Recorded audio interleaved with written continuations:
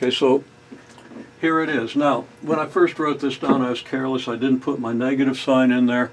So I had to make a correction, and right there is documentation of the fact that I screwed up a little bit and had to make a correction. Got down to here, and we're talking about the force exerted in a certain situation. It didn't make any sense. We got a force of repulsion because I didn't have the negative sign there. You can think through why we need it, but we need it. Okay? Well, I haven't told you what all these vectors are. Well, F-grav is the vector of attraction, and I wasn't real explicit about this, and where in the world is my white chalk? Okay. I'm going to say F grav 1, 2. This is going to be the force of gravity exerted on the second mass by the first.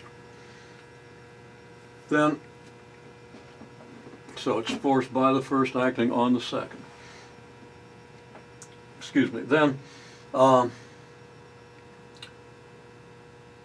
this is going to be based on the two masses and, of course, the universal gravitational constant, and also on the vector that goes from the first mass to the second. Okay, now this vector I'm going to call R12. I'm going to put an arrow over it. Down here I just used R12 as the distance from 1 to 2, which of course is the same as the distance from 2 to 1. Now I'm using 1, 2 here. From 1 to 2, okay? And that's going to give me the force exerted on mass 2. Okay, so I have the same expression here that I had here. The only thing I'm going to do is I'm going to multiply that by the R12 vector divided by the magnitude of the R12 vector. Now, why would I do that? Because, well, think about it. What is a vector divided by its magnitude? It's a unit vector in the same direction as the vector. So this R12 over R magnitude of R12 is a unit vector.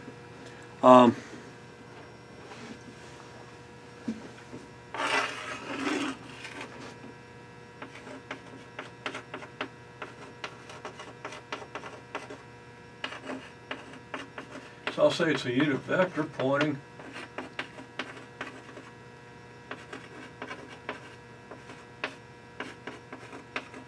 from mass 1 toward mass 2, pointing from here to here.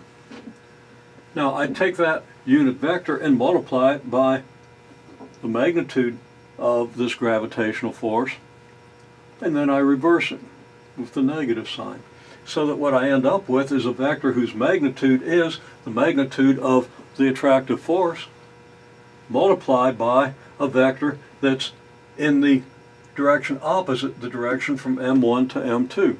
That is, the negative of our unit vector here goes from M2 toward M1, and the vector force that we get out of this calculation goes from the second mass toward the first, and that's exactly what it had darn well better do, because the masses are attracted. This mass is going to feel a force in this direction. Okay? Well, we'll go on and work out a numerical example in the next video.